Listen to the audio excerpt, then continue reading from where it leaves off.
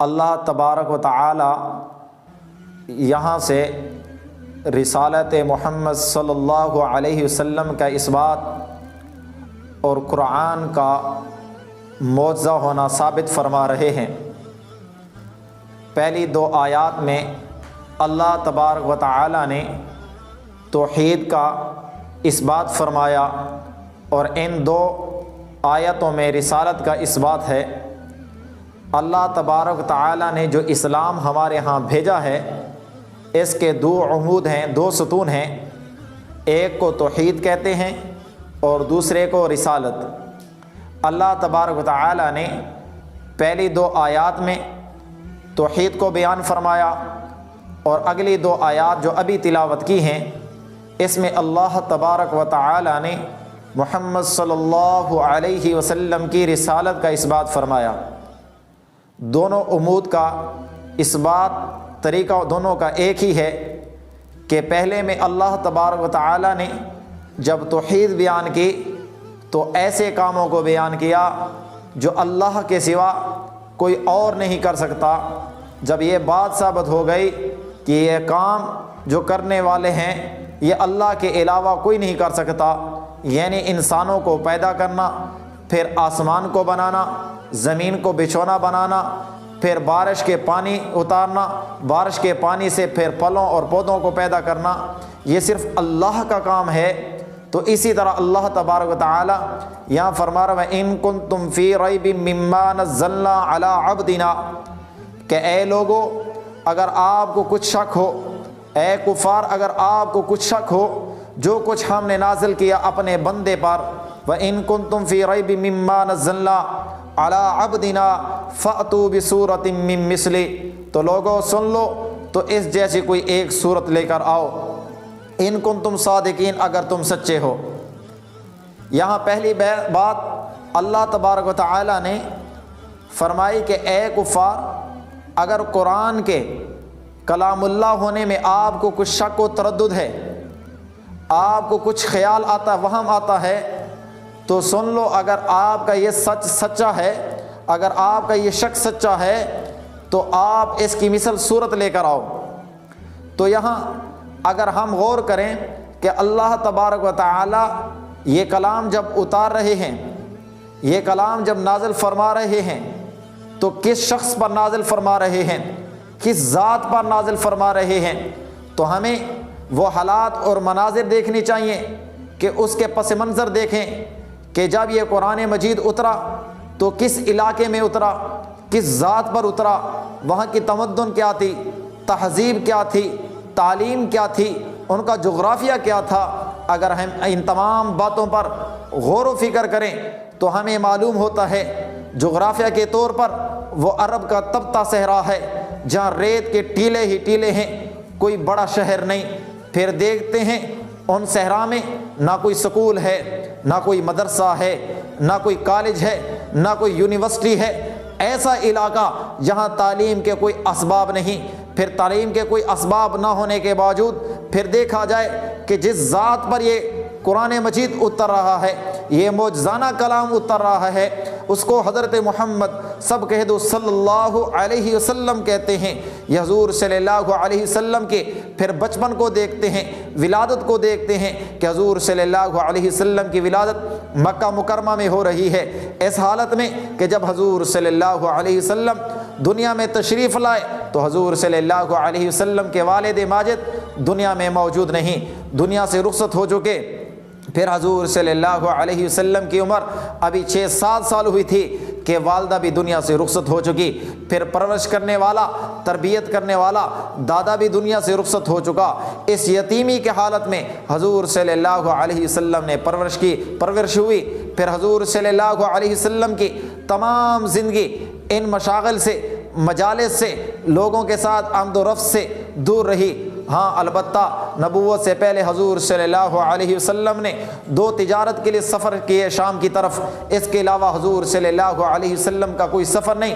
تو ایسی حالت میں جب حضور صلی اللہ علیہ وسلم کی عمر 40 سال ہوتی ہے تو اللہ تبارک و تعالیٰ کی طرف سے ایک ایسا کلام حضور صلی اللہ علیہ وسلم کو ملتا ہے، ایسا علمی معجزہ ملتا ہے کہ جس کا حضور صلی اللہ علیہ وسلم کے ساتھ نبیوں میں بھی امتیاز ہے کہ ایسا خصوصی کلام کہ حضور صلی اللہ علیہ وسلم سے پہلے جتنے بھی نبیوں کو کلام عطا کیا گیا، جتنے بھی نبیوں کو معجزات عطا کیے گئے، وہ جب دنیا سے رخصت ہوئے تو ان کا معجزہ بھی ختم ہوا۔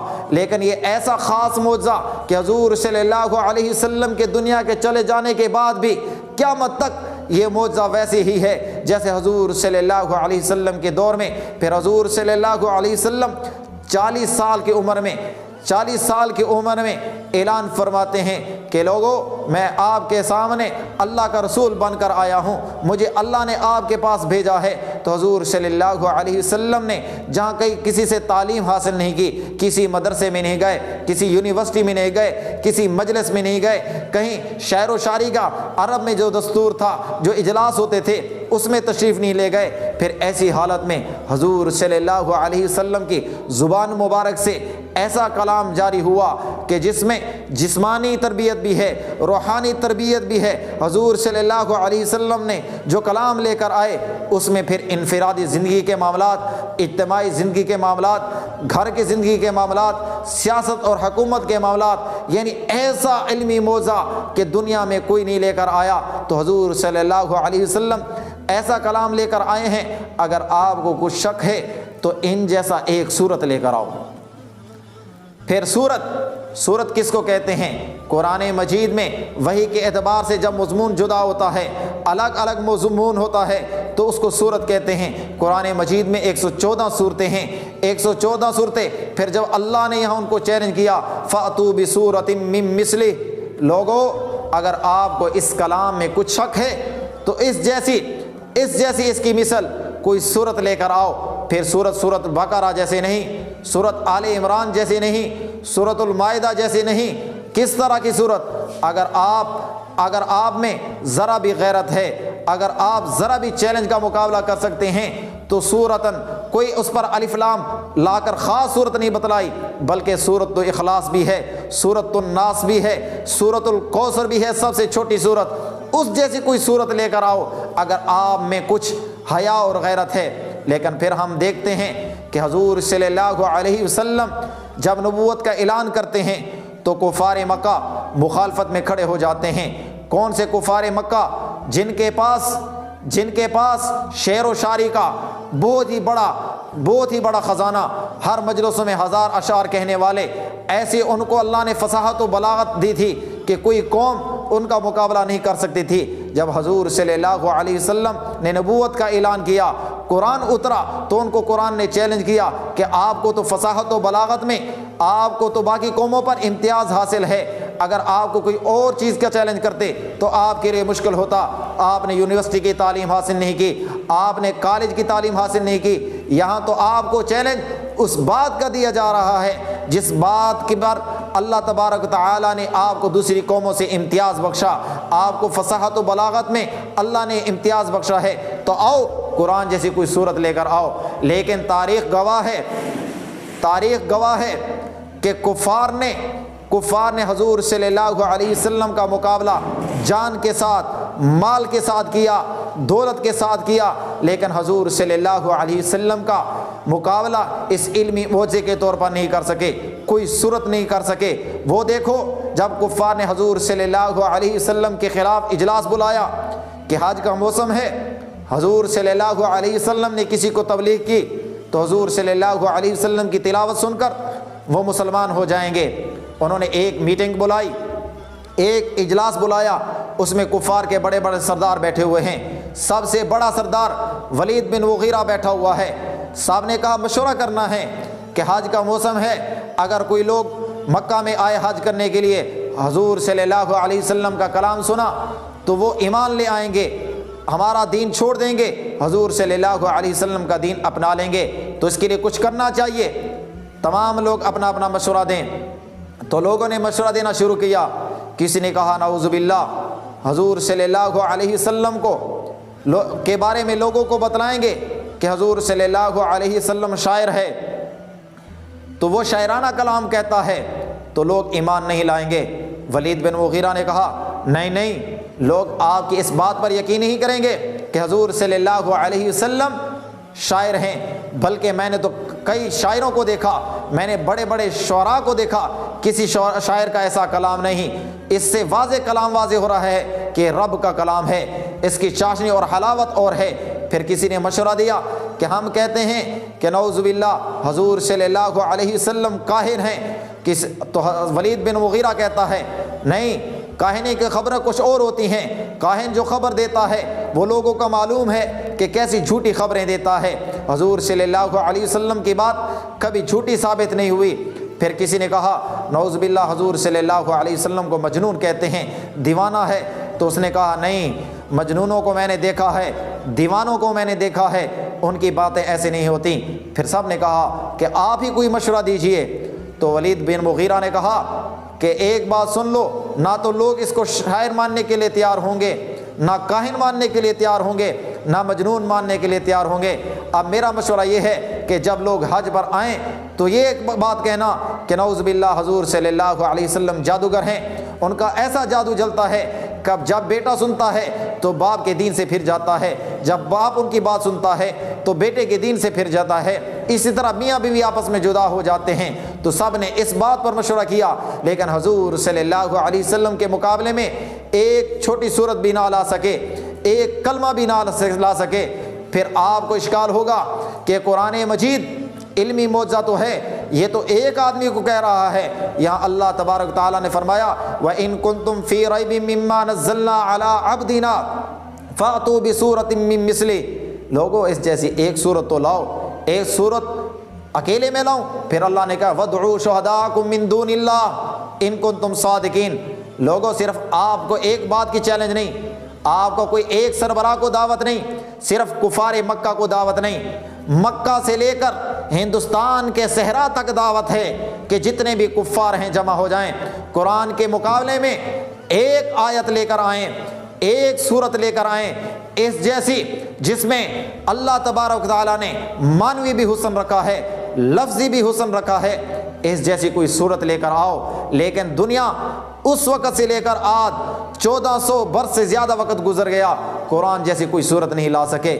اللہ تبارک تعالیٰ نے پھر یہاں تک بس نہیں کی، اس قرآن کو ایک ایسا معجزہ بنایا کہ اللہ تبارک تعالیٰ نے اس کی حفاظت کا ذمہ اپنے سر لیا کہ اللہ ہی تبارک تعالیٰ اس کی حفاظت کرنے والے ہیں۔ پھر قرآن مجید کی جس طرح اللہ تبارک تعالیٰ نے حفاظت فرمائی اس طرح کسی اور کتاب کی نہیں۔ آج تک مسلمانوں کے دلوں میں قرآن مجید محفوظ ہے، کوئی اس کو بدل نہیں سکتا، 1400 برسوں میں اس کا ایک لفظ نہیں تبدیل ہو سکا۔ اگر قرآن مجید کے صحیفے نعوذ باللہ ختم کر دیے جائیں، اس کو کتابوں میں سے ختم کر دیا جائے، پھر بھی اللہ تبارک و تعالیٰ نے اس کی اتنی حفاظت فرمائی کہ مومنین کی ایمانوں میں، مومنین کے دلوں میں اس کی حفاظت رکھی ہوئی ہے۔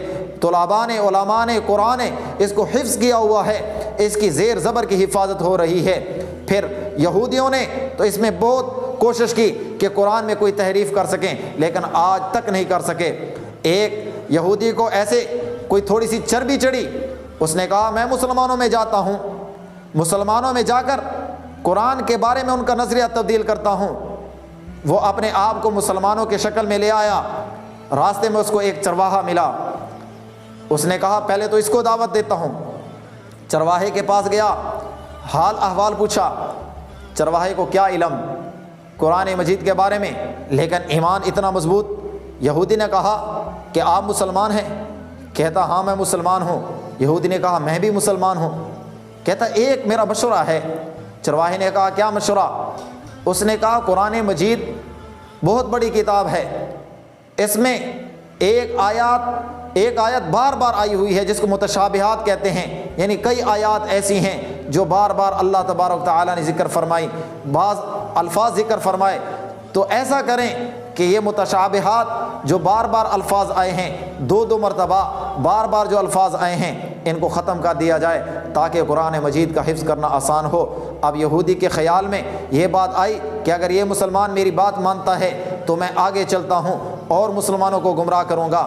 اب چرواہے نے کہا بات تو آپ کی ٹھیک ہے کہ قرآن مجید کا حفظ کرنا آسان ہو جائے گا، قرآن مجید کی کتاب چھوٹی ہو جائے گی، لیکن میرا بھی ایک مشورہ سن لیں کہ اللہ تبارک و تعالیٰ نے بھی آپ کو دو دو اعضاء عطا فرمائے ہیں.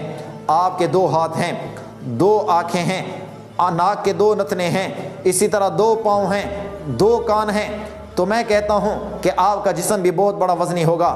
تو اس طرح کرتے ہیں کہ ایک ہاتھ آپ کا کاٹ دیتے ہیں، اسی طرح آپ کا ایک کان کاٹ دیتے ہیں، یہاں تک کہ آپ کا ایک گردہ نکال دیتے ہیں، آپ کا ایک پاؤں کاٹ دیتے ہیں، تو آپ کا جسم بھی ہلکا ہو جائے گا، اس کا چلنا آسان ہو جائے گا، اس کی غذا آسانی سے پوری ہوگی. جب اس نے یہ یہودی کو جواب دیا تو یہودی اٹھ کھڑا ہوا. اس نے کہا قرآن کے بارے میں ان کے چرواہے کا اتنا ایمان مضبوط ہے تو میں پڑھے لکھے لوگوں کو کیسے گمراہ کر سکوں گا. وہ واپس چلا گیا. تو اللہ تبارک و تعالیٰ نے 1400 برس سے زیادہ وقت گزر گئے اس قرآن مجید کی حفاظت فرمائی ہے، اور قیامت تک اس کو موجہ رکھا ہے. قیامت تک تمام کفار کو چیلنج ہے کہ اگر پورا قرآن مجید نہیں لا سکتے تو قرآن مجید کی ایک چھوٹی سی صورت لے آؤ. لیکن پوری دنیا کے کافر اس سے عاجز ہیں. آگے اللہ تبارک تعالیٰ نے خود فرمایا ان کنتم صادقین، اگر تم سچے ہو تو لے آؤ، تمام دنیا کے معبودوں کو بھی لے آؤ. لیکن فَإِن لَّمْ تَفْعَلُوا وَلَن تَفْعَلُوا، اللہ نے فرمایا تم ہرگز نہیں کر سکتے. یہ چیلنج تمہارے بس میں ہی نہیں ہے، تم اس کو پورا ہی نہیں کر سکتے، کیونکہ یہ رب کا کلام ہے، یہ نشانیوں سے واضح ہے، اس کے حسن میں اتنا حسن ہے، الفاظ میں معنی میں، کہ آپ اس جیسا کلام لا ہی نہیں سکتے. فَإِن لَّمْ تَفْعَلُوا وَلَن تَفْعَلُوا، تم ہرگز اس جیسا کلام نہیں لا سکتے. اگر نہیں لا سکتے تو پھر سن لو فَإِن لَّمْ تَفْعَلُوا وَلَن تَفْعَلُوا فَاتَّقُوا النَّارَ الَّتِي وَقُودُهَا النَّاسُ وَالْحِجَارَةُ. اے دنیا کے تمام کفار، آپ کو دعوت دی جاتی ہے، اگر آپ کو کلام اللہ میں کوئی شک ہے تو اس جیسی صورت لاؤ، اگر نہیں تو فَاتَّقُوا النَّارَ الَّتِي، تو ڈرو آگ سے، وہ آگ جس کا ایندھن آدمی اور پتھر ہیں، جس کا ایندھن آدمی اور پتھر ہیں، جس میں آدمیوں کو اور پتھروں کو ڈالا جائے گا، وہ جلائے جائیں گے. اعدت للکافرین، پھر سن لو یہ جہنم تو تیار بھی کافروں کے لیے کی گئی ہے. آج آپ کو نصیحت ہے، موقع ہے، وقت ہے، جتنے بھی کافر ہیں، پہلے تو اگر آپ کو یقین نہیں تو اس جیسا کلام لے کر آؤ، لیکن نہیں لا سکتے تو پھر مان لو کہ یہ رب کا کلام ہے اور سچا کلام ہے.